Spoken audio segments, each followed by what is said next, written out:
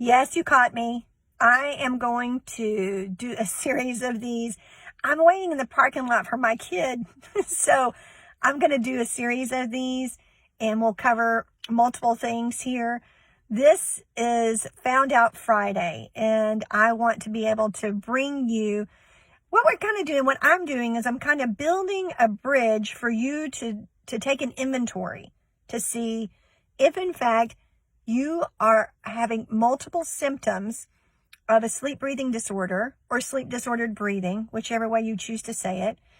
If in fact you are heading in that direction, and if you've got some things such as myofunctional therapy or facial myofunctional therapy that you could benefit from.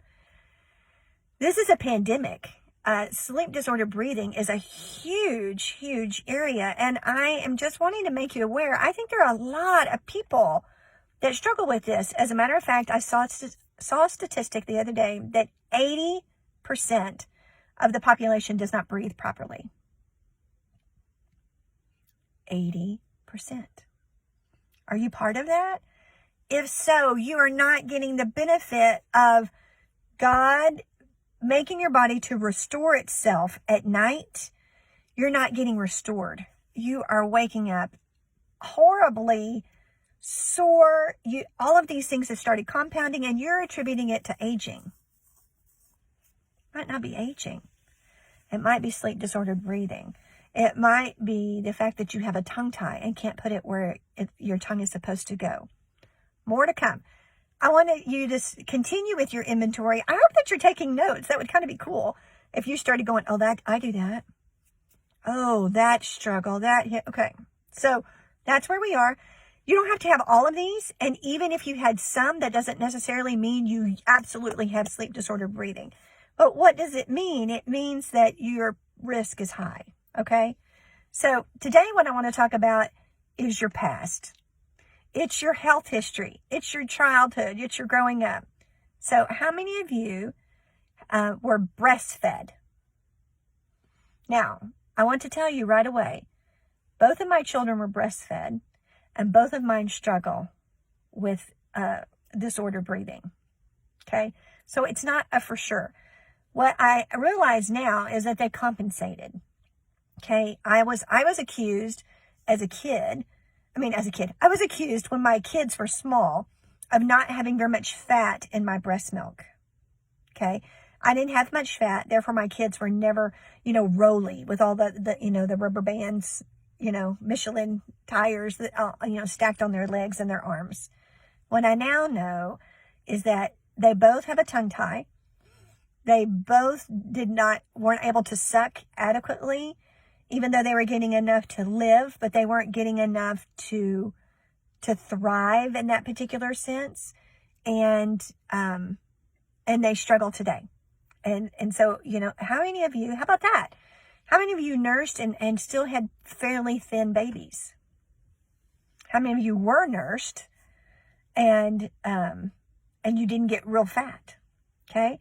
So there is a connection to not being breastfed, and the potential. It has to do with the sleep, swallow cycle and the coordination of your muscles. Okay, so how many of you were not breastfed? You were much more likely to have a sleep breathing disorder or sleep disordered breathing, whichever you choose to say, if you weren't breastfed.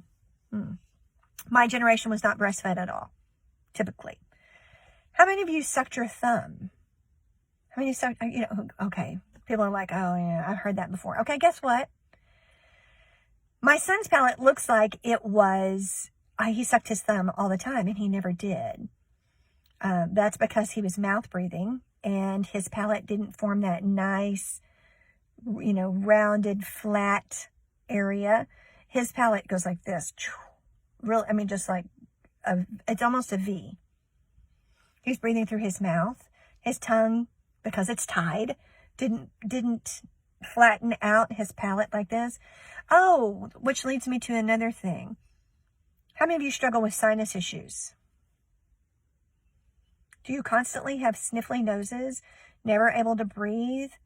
Okay, if the floor, okay, so the palate your roof of your mouth, is the floor of your sinus. If your palate is not shaped properly, your sinuses are not shaped properly. How many of you you're constantly struggling with, my nose is always stopped up, or how about this? My nose is always runny. And that's because it's trying to find a way to drain. It's not draining in the way God created it to drain. It's coming out your front because you have so much that you can't get it taken care of. Okay. Let's go back to the thumb sucking. Okay. You used a pacifier, you thumb sucked, all of that. Well, guess what? There is an endorphin release when you put your thumb up in your palate and you suck, especially for young children. There's an endorphin release. They're just trying to feel better. It makes them feel good. They don't know why. It adds security. It does all of those things. But guess what? There's a chemical reaction going on there that when you put your thumb or press something, your fingers, you could do this, but lots of kids do this. Or this. I've seen this. That they put their fingers up in the top of their mouth, and guess what? They're pressing up against that palate the way that God intended for your tongue to do, and they are receiving an endorphin release. Oh, wonder why a baby wants to nurse on demand. I schedule fed my babies. So a baby wants to nurse on demand, not just because they're close to mom, but that palate is being stimulated, and there's endorphin release, and it makes them feel better. Pretty weird, huh? So, were you a thumb sucker? Did you chew your nails? That was anything oral. It doesn't translate to this anymore, but this is to help that endorphin release. You're not getting to the palate, but it's still part of the psychological to let's make yourself feel better. The last thing I want to talk about today is did you grow up with tons of ear infections? Or do you struggle with ear things as an adult? Oh, what about tubes? What about your kids? Do your kids have tubes all the time? I think this goes in two parts. One, I think that you need to make sure that the alignment of the neck is proper with a chiropractor, okay? Because if you have, bear with me here, if you have a vertebra that's out like this, those natural drain tubes that God made for you that come, down in your ear and come down here, one of them may be pinched off because the vertebra is so far to the side that it's not allowing that to drain. If it's pinched off, then what happens? Fluid backs up. A great place for bacteria to grow, and boom, you have an ear infection. So make sure that your alignment of your vertebra is correct.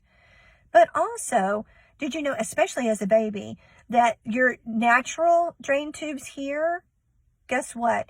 When you're looking at that, it's almost horizontal.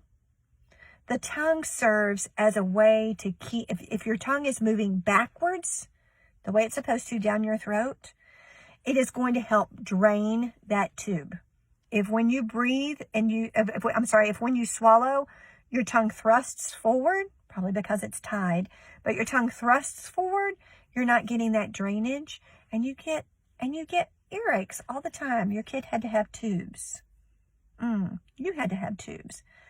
Just some more things. Hope you're taking an inventory for you and for those you love. Blessings.